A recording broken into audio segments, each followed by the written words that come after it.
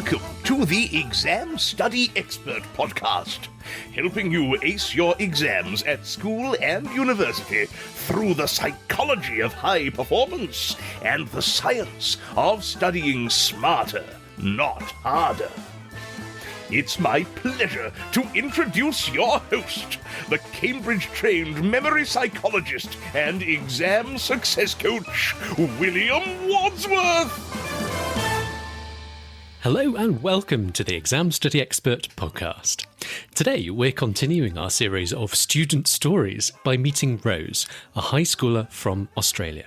Rose was an early listener to the podcast and has been really successful in applying a number of our favourite Exam Study Expert study strategies to really turn round her success at school, especially in maths. I want you to listen out for two things in our conversation today. Number one, study strategies. Notice how deliberate Rose has been in seeking out effective ways to study, including many of, as I say, our favourite techniques here from the show, such as memory journaling, which we talked about in last week's episode. The second thing to listen out for is her attitude on mindset. If you heard the previous episode in this series with Katie, which was 2 weeks ago in episode 67, you'll have started to appreciate, I hope, just how important the right mindset can be to success in academia. Rose's story beautifully continues this theme. I've just been so impressed talking to her by her attitude to working on her mindset and continuing to improve and level up as a student and, frankly, as a human being in every way she can. I really haven't met too many high schoolers of her age. I really haven't met too many high schoolers who show such maturity on this front. And I would really recommend paying close attention to what she says about mindset, because I think there is much that, frankly, we can all learn from her, no matter how old we are. Above all, what I think Rose's story illustrates so well is the magic that can happen when you get both your mindset and your study strategies right. So, whatever you're struggling with at school, college, university, I really hope there'll be something for you to take away from this story. Either hope or inspiration, or perhaps some practical tips or encouragement to actually apply some of the stuff we talk about here on the show and really make it work well in practice for you. It's going to be a really great episode. I loved this conversation with Rose. I think you're going to take a lot away from talking to her. Let's dive in and meet her. I started by asking Rose what had been going well and less well for her before she discovered the Exam Study Experts podcast. So basically, it was the start a bit into year 9, and as a student, I was kind of in the middle of one, from coming from year 8, and 2, also, getting used to year 9, kind of getting comfortable with that atmosphere of kind of more concerned about where my education should be, what were my grades doing at the time, and also about all those friend relationships and getting used to being back at school again. So beforehand, in year 7 and year 8, I was this average student, so some of my grades were good, some of my grades could have been better, and basically I didn't kind of think about changing my grades, or I wasn't that motivated, so I was a bit distracted quite a lot of the time in year 9, and I found that reflecting on that, part of the reason why I kind of didn't enjoy year 9, or I didn't really focus on my studies as much as I thought I should have, was because I was a bit clueless about how I should be studying in year 9. So I had just experienced these 2 years of high school, drifting around here and there, and going into year 9 and talking about year 10, year 11, year 12, what my future was, I was kind of still really focused on knowing how to study, kind of getting those basics of how do I retain information for my tests. And I think I was facing a lot of problems actually in that area of concern as well. What kind of problems? Basically, from year 7 to year 8, but more in year 9, I started asking people how to study. I was asking my mum, my dad, I was asking my friends, I was even asking my younger sister, how do you study? How do you take in information? I would search it up on the web. I would try to, dive through all these websites that told you how to study, and I was taking in quite a lot of information about that, but I was still quite clueless, and I was still kind of lost in that, how do you get good grades? And I think I didn't make the connection between you have to actually study and you have to put in this work, and there's actually ways of doing that, and that will give you your good grades and that will give you good results. So what sort of things did you come across at that time when you were asking around people you knew for advice, when you were searching on the internet? Was there anything you found that was particularly helpful? Was there anything you found that was particularly not helpful?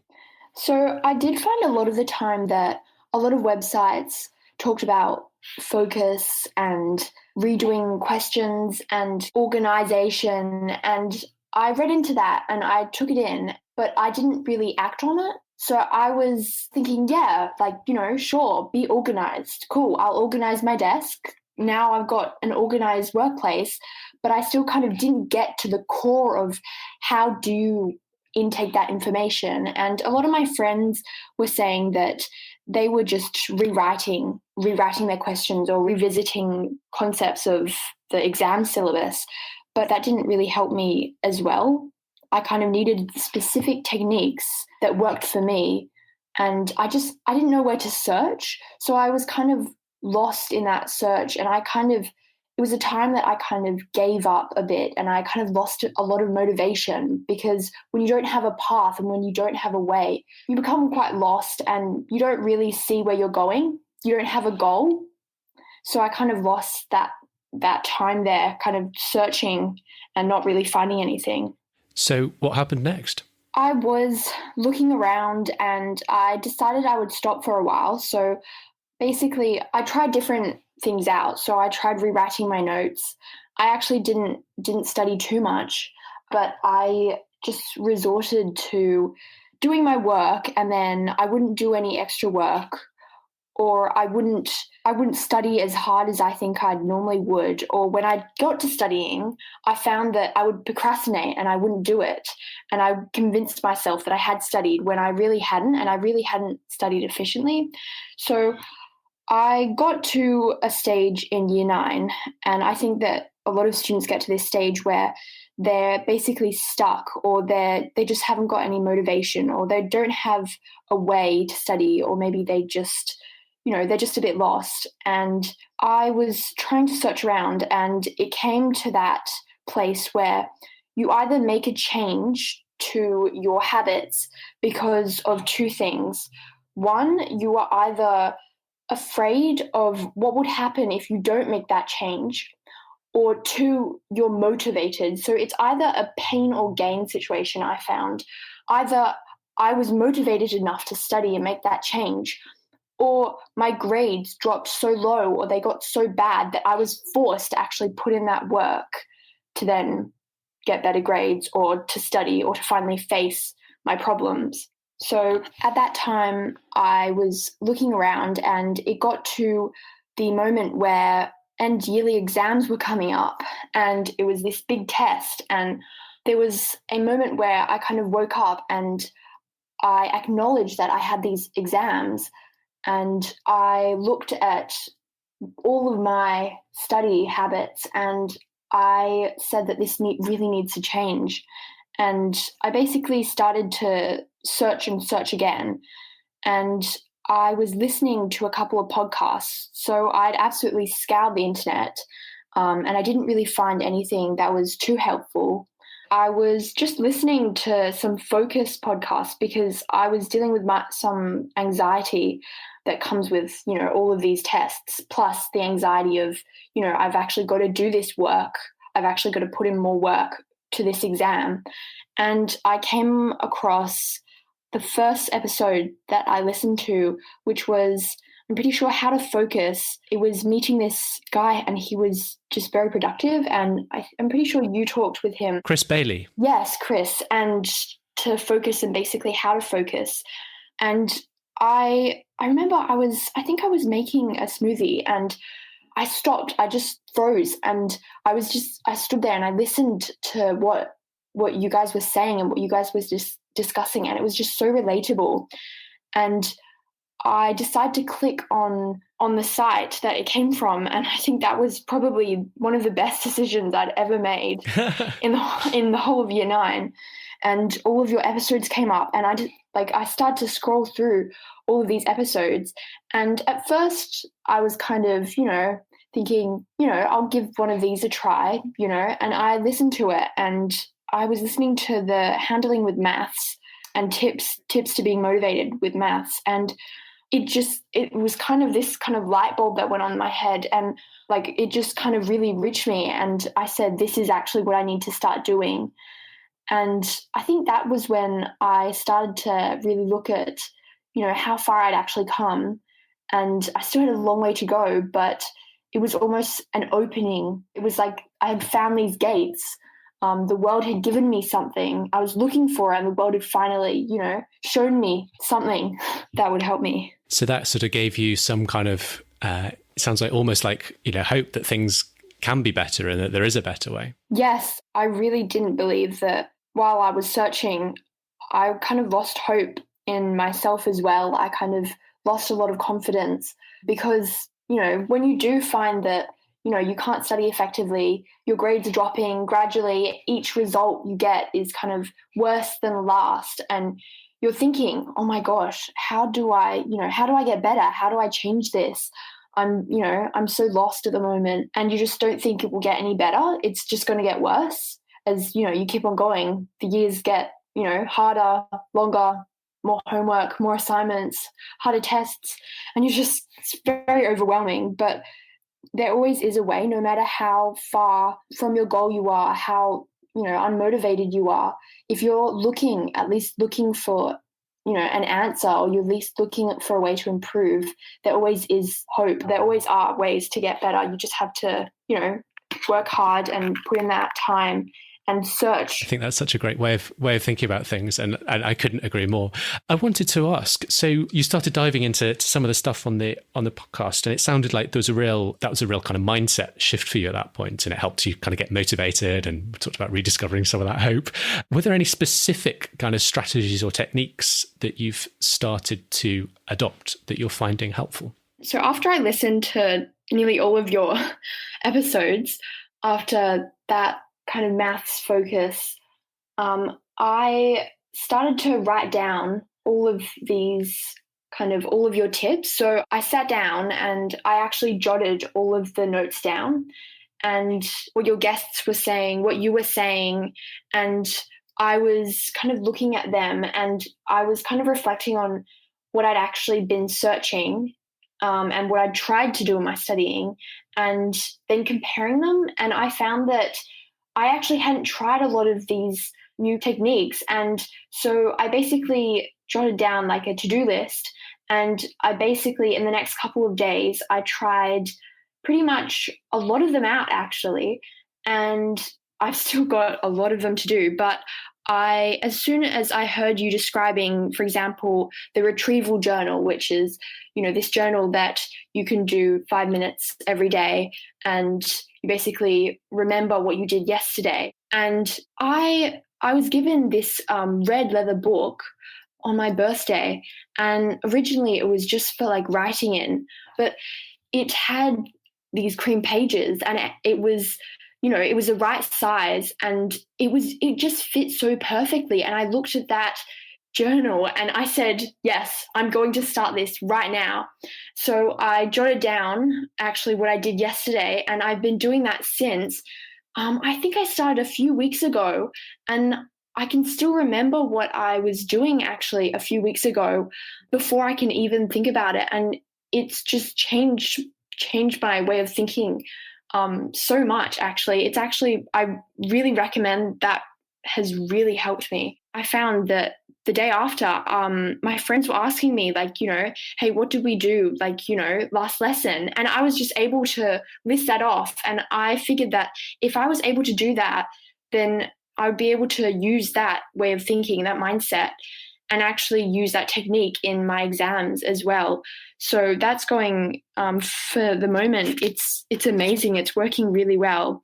And also other techniques like, well, I've got about like 6 sets of flashcards, and I downloaded, as soon as, I started listening, I downloaded like Khan Academy, Quizlet, a few other the Focus apps, Promodo, and I've all been using them since, and I found that they really worked. And as well as that, I've kind of changed my way of like note taking as well. So I basically I call them question and answer notes. So I write down basically all the content, but basically the main questions out of the content that I'm studying on one page, and I'll just write down all of them for the topics. And then on the other page, I'll write the answers. So then I look at the questions and I write that on a new piece of paper, and I'll just do that from memory, from what I know. And then I'll check with the answers, and basically the questions that I got wrong, I'll put them on a new piece of paper and I'll do them again. So it's kind of like flashcards, and you're just narrowing down basically what you can remember and what you can't. Yeah, I think that's smart. There's sort of a balance to strike between having so many different tools at your disposal. So I was thinking, just as you were mentioning the various things you're downloading and you're trying, you'll probably find that not all of them stick with you for the long term, and you kind of narrow it down to a handful of tools that are just the most helpful for you, and those are the ones you sort of stick with. But I think it is helpful to have a plurality of tools within that. So whether it's 2 or 3 or 4 different little techniques that you have in your toolkit, and knowing when to pull the right tool out of that toolkit. So I think that you summed it up brilliantly. Like for you, flashcards seem to work really well for those sort of terms, definitions, dates, formulas, very sort of specific little discrete bits of information. And then you're finding it's a bit harder for kind of the broader areas of the topics. And that's a great time to use the question answer notes that you're describing so fantastically. So I think that's such a smart way to approach it. I tried, I was trying also the brain dump papers. I was trying for a while. I was doing like a bit of pair testing as well. And also there was this rhyme that was previously brought up in one of your many podcasts. And it was just those little, like, for example, like 1 is a gun, 2 is a shoe, 3 is a flea. Pegword method. Yeah, associating with that.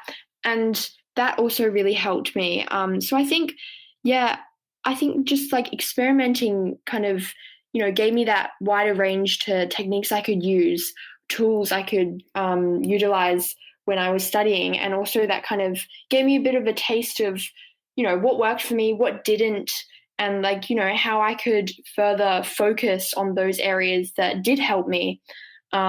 And then maybe even reflect on why those areas, those tools that didn't help me, why they didn't help me, or if I was doing something wrong, or, if there was a way that I kind of thought, or my mindset that maybe didn't really work with that. And then what I could do kind of, using that kind of reflection to kind of improve my other tools that did work for me.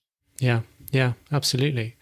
One of the things I was really curious to ask actually was one of the challenges in talking about effective ways to learn, and you've just mentioned a lot of effective ways to learn. If I sort of go, I'm going into schools and talking to students about it, I know that despite the best possible efforts I could make, I know that a lot of students won't change their habits, and that's for a couple of reasons. In a lot of cases, I think one is that the more effective ways of working are actually harder work in the moment to do. It takes more effort to sit down and make question answer notes than it does just to copy out things from the book and make plain sort of standard form notes. And the other is that, particularly when it comes to the sort of retrieval practice, self-testing techniques you're talking about, people sometimes don't believe that they work at first. One of the classic scientific studies on this got a bunch of students to learn by doing some retrieval practice, self-testing, and another bunch of students to learn by just rereading that same information over and over again. And they asked both of them to predict how well they would do on a test in a week's time. Now, we both know that the retrieval practice group were going to go on and do much better in the test. And they did.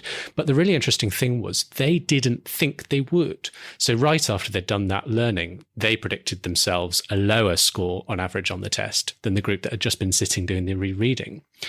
So often our intuitions about what we think is going to work for us aren't necessarily accurate. And, we sort of almost got to get over that hurdle and got to sort of just trust that this is going to work for us.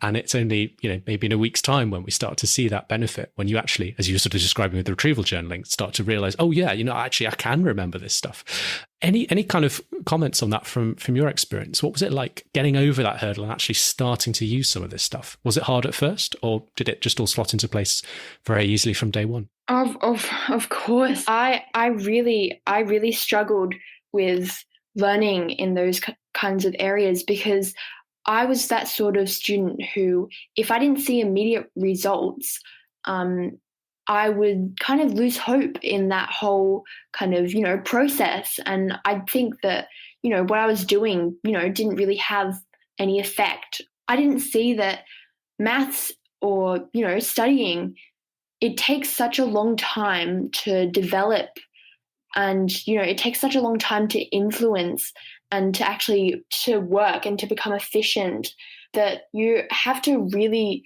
stay in that mindset and stay motivated. And I think in year 7 and 8, I did study, but I was still trying to get over that hurdle. So it just became such a drag, and I lost sight of it, because I didn't see that this was actually a long-term race. It wasn't a short-term race. So I lost my stamina, I lost my focus, and I kind of dropped out of that race altogether. And I think the difference between then and now is that I've actually kind of realized that, and I actually just realized it. And you actually have to have this stamina, and you actually have to trust in that process, that if you do put in the hard work, and if you do put in the time, and you do have that motivation and that goal to improve, even from where you were, maybe even from where you started, or from a month ago, or from, a few weeks ago, it's going to take time, and it's not going to happen immediately. So when that doesn't happen immediately, or when you don't get your desired grades, or, or your performance is still horrible, you can't lose hope, and you can't use that to discourage you, and you can't be defined by that mark.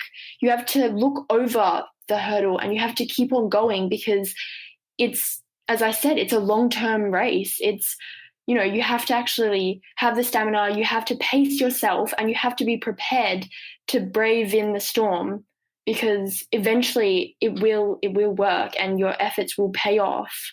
And I think that's what, so many students actually need to see, because so many students that fail in their, tests, or that fail to create a good studying technique or use their studying tools, they do the study, and then they immediately, when they don't get the results they wanted, they lose hope, and they say, oh, what's the point?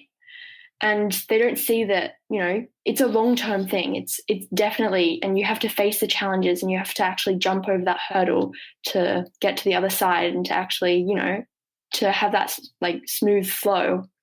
But that's definitely what I experienced. Absolutely.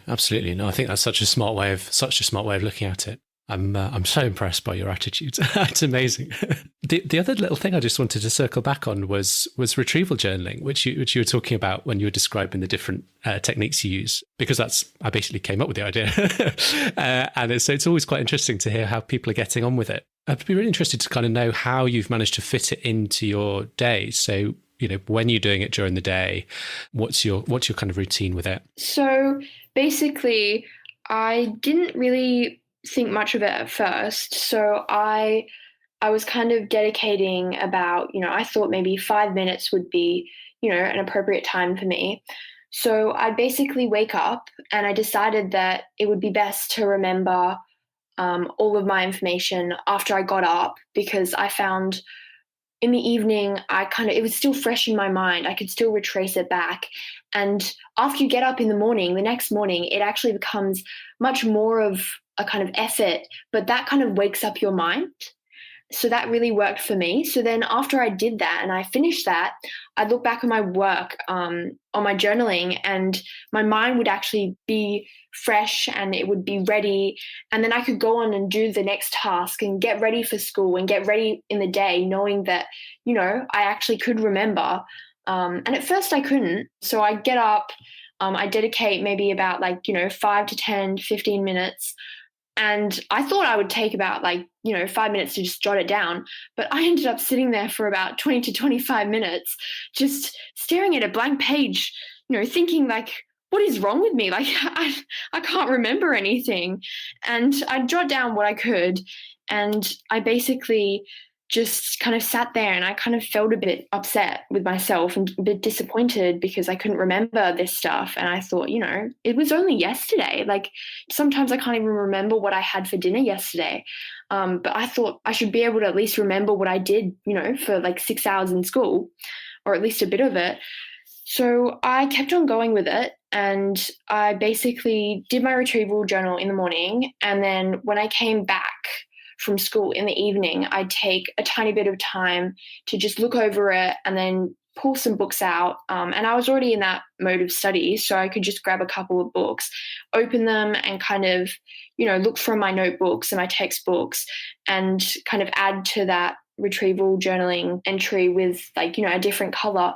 And at first I was kind of, putting in a lot, and I found that for example, my red pen, there was much more of it on the page than my black. And for a while that kind of discouraged me, but I kept on going. And I think that's really important, that you just keep on going. Gradually over time, it kind of became the red writing actually decreased a bit. So half of that was because I was spending less time actually journaling, because I could just remember more kind of on demand. So gradually my writing, it decreased, and I was able to write, faster and more efficiently. And I also realized that for a bit of time I was actually slacking off a bit. So I just, kind of sit there, maybe jot a couple of things down, not really. And then I just, think I'd add to it later. But I realized that you actually have to be very committed to it. And, you actually have to think back, and you have to, put down some points that, future you would look back on and say, I know what's happening here. I've got not the full story, but the core story here that I can later, bring into my revision, to my future tests and exams. Amazing. That muscle that lets you do recall and focus intently in the moment, it sounds like that was almost being developed through this practice. It definitely did. It almost kind of made a breakthrough. I'm not sure where, but it kind of opened my brain up to the idea of being able to actually just jot down what you did a couple of days ago. And you'd think that, something as simple as that, couldn't impact much, but it kind of, that way of thinking and that working of the brain, even in the early morning, it's actually really, really important. And it's such an advantage to be able to, it works on your memory. It also, it's almost mindfulness in a way, because you're aware that, you're remembering, you're trying to, retrieve this information from your brain. And after it's done, I definitely feel much better about myself, and I feel more confident as well that I'll be able to go into this day. And even in class, maybe I'd be yawning a bit, maybe drifting off for a couple of seconds, in that period of time, I'd actually think something about my retrieval journal, and I'd be thinking hey, Rose, you're going to be remembering this, next morning, you better pay attention. So then I'd snap back into class, and I'd be conscious that, you do have to remember this. And I also think that it's brought me back, into focus so many times. It's almost like, the retrieval journal is keeping track of me now. Yeah, it's almost like you're accountable to yourself later for having to remember this stuff. And I think one of the beautiful things is you're just doing it for you. It's not a test that your teacher's making you sit or anything. It's something that you are doing for you. And I think that's such a kind of deeper and more powerful way to get motivated. Just that kind of that process of thought that you're accountable for your own, you're accountable to remembering this, and, that self-motivation, that kind of start that I took on, just a simple 5-minute task just for yourself, that has been such a huge impact on all of my studying, because that basically expressed that if I can do this for myself, and if I'm motivated enough to keep this retrieval journaling habit up, then, what's stopping me from, making this motivation to even, do extra homework or study? Because, study's self-motivated, you have to actually make the attempt to revise, write down the questions. It's more than like highlighting and like rereading. You've actually got to remember the information, and then in exam conditions be able to, retrieve it from your brain and put it on paper. And that takes effort and that takes work. And a lot of students, sometimes they can't find that motivation. And I think something as simple as starting a retrieval journal it's so beneficial, because it's building that motivation in yourself and then also spreading it to other areas like your study. It's just helped me so much. How long do you do on it now? You said it was maybe 20, 25 minutes to start with. Is it got quicker over time? Yeah, at the moment, I'll maybe take about 10 minutes, but that's normally because I'm kind of also, I choose to put more on the paper. So normally each day I do maybe about 3 pages, and that's just about like, quick scroll.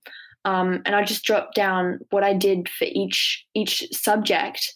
So I've kind of, used that as kind of a revision for the subject, and that works for me. And I find that, even putting more on that, it kind of, that dedication, it just keeps me in focus. And to be able to, remember what you did yesterday and just jot it all down, and to be able to have it there, that kind of always reassures me that if I'm able to remember this, then, I'm able to remember. That means I'm able to study, and I can retain information. Now I've got the motivation.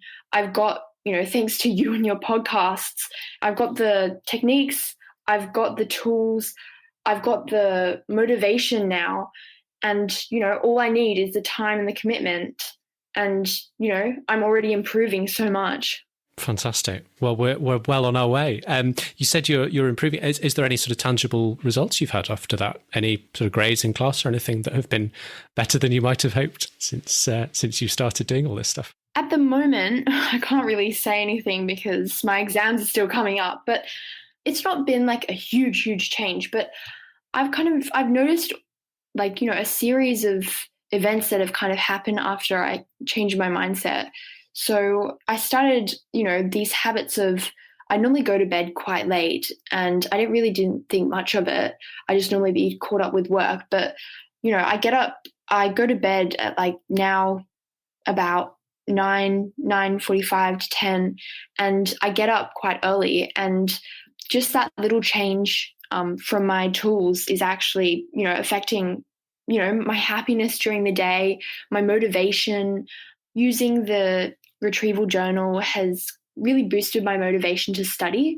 So instead of kind of looking at study as like, just this extra work that, has to get done, how most students might, perceive study as like, just leading up to an exam, I've actually kind of created this really positive atmosphere with study. And I think I'm going to keep on studying even after my exams are finished, because I think I've just grown to like it so much. That kind of motivation that it's given me, and that kind of self kind of awareness that I have about studying.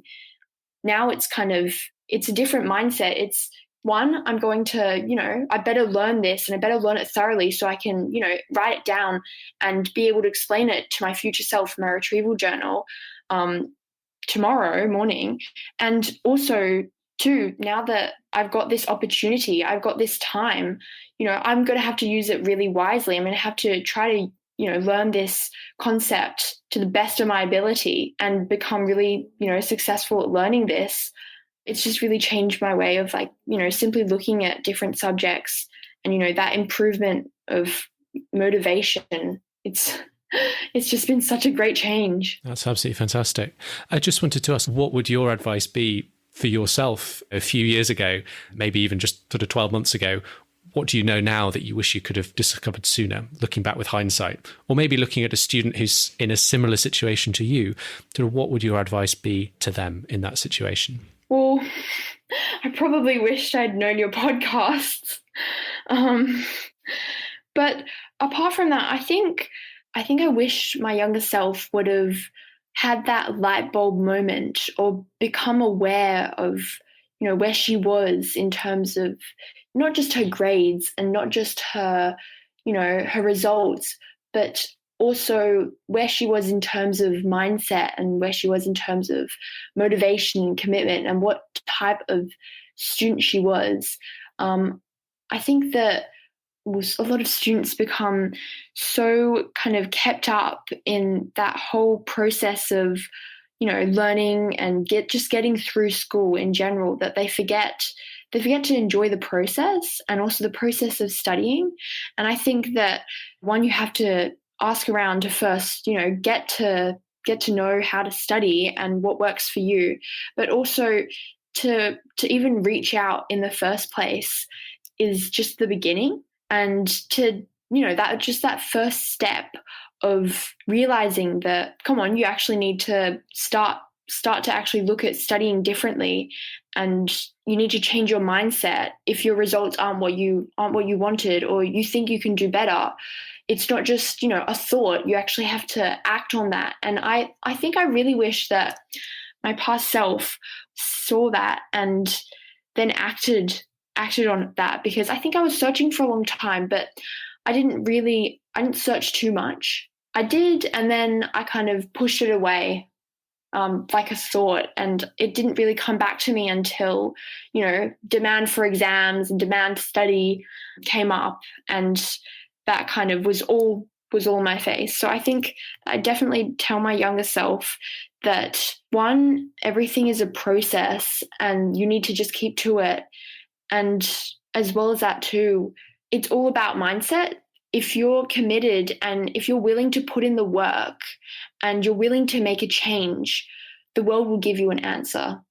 And as long as you're motivated and keep that up, you will get better. Everything's a process, and it's all about the mindset and willingness to change. I think that's fantastic. Rose, thank you ever so much.